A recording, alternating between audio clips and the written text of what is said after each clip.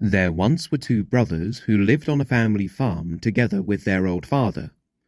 One of the brothers had a wife and 6 children, whilst the other brother had remained a bachelor. When their father passed away, the 2 brothers inherited the family farm. And after they had gotten over the worst grief, it was time to take responsibility, keep up the tradition, and manage the farm themselves. They chose to divide the farm and estate into 2 even parts.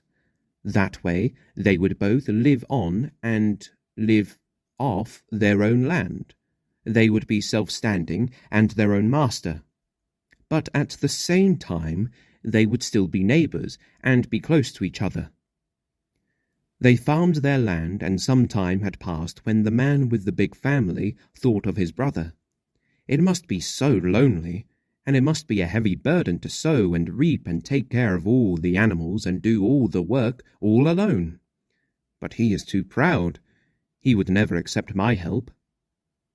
Later tonight I will go and put one of my sacks of grain among his. He will never notice, and he will at least have food for another while without extra work. And I will do that once a week to help him out. He won't notice. The other man had started thinking of his brother too. Oh man, it must be such a heavy burden to do all that work day in and day out, and to also have all those kids, all those mouths to feed, all responsibility and everything else to worry about as a householder. But he is too proud. He will never accept my help. Later tonight, I will go and put one of my sacks of grain among his. He will never notice, and he will at least have food for another while without extra work.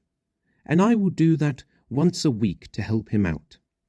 He will not notice, and that way I will make things a tiny bit easier for him and his family. The 2 brothers did so every week for many years, until one late night they happened to bump into each other while carrying their sacks in the darkness, and realized what they had been doing for each other for many years. They hugged each other and told each other how strong their love was. Years later, when the 2 brothers too had passed away, the villagers, the spirits, and ancestors living close by all heard about this tale about the 2 brothers, their love for each other and their selfless service. Together, they decided that on this very spot, in this very intersection where the 2 brothers had bumped into each other and realized what they had been doing for many years, they would build and consecrate a shrine.